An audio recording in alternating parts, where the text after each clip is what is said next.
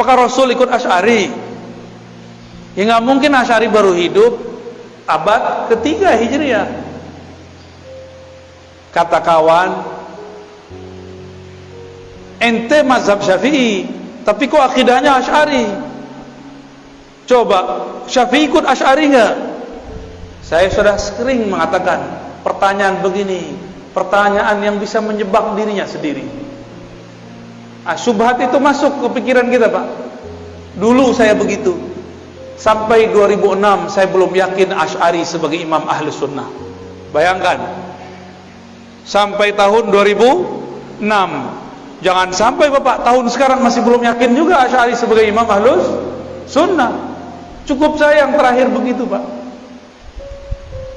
Imam Asy'ari itu menulis dalam muqaddimah kitab Al-Ibanah, akidahku ini adalah akidah yang aku riwayatkan dari murid-murid Imam Ahmad. Akidah ini akidah Imam Ahmad bin Hanbal. Ahmad bin Hanbal mengambil akidahnya dari Syafi'i, Imam Syafi'i dari Malik, Malik dari Nafi', Nafi' dari Ibnu Umar, Ibnu Umar dari Rasulullah sallallahu alaihi wasallam. Sebelum Imam Bukhari, orang pakai hadis apa? Imam Bukhari, tahu Imam Bukhari? Lahir akhir abad kedua, wafat pertengahan abad ketiga. Sebelum Imam Bukhari, ikut sunnah lewat siapa? Lewat Imam Syafi'i. Imam sunnahnya Imam Syafi'i. Coba lihat gelarnya Imam Syafi'i, Imamus Sunnah. Keberhasilan seorang guru jika muridnya lebih populer darinya, lebih terkenal dalam hadis darinya.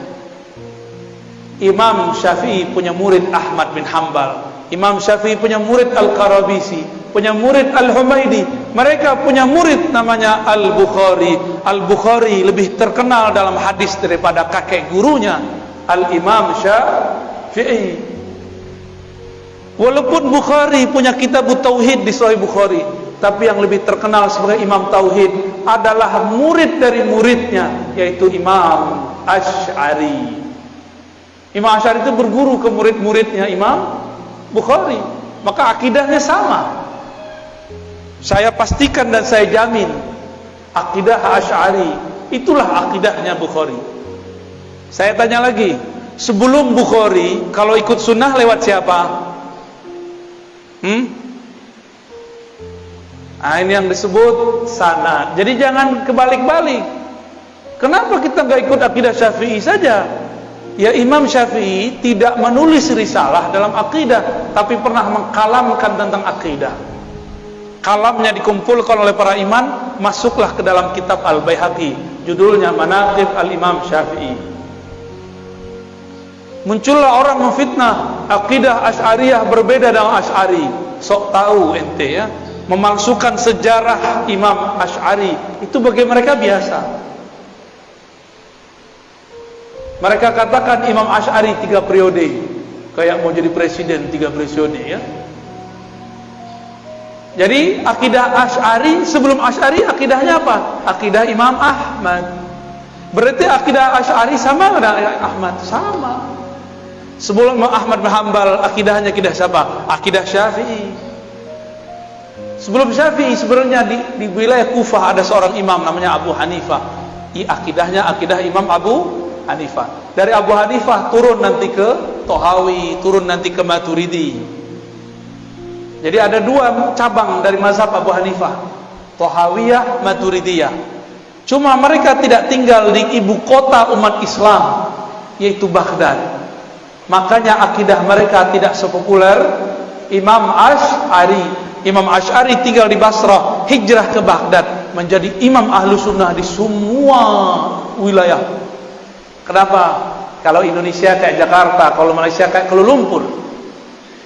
Karena dia terkenal di ibu kota negara, maka namanya masuk ke mana-mana. Dulu belum ada YouTube, Pak.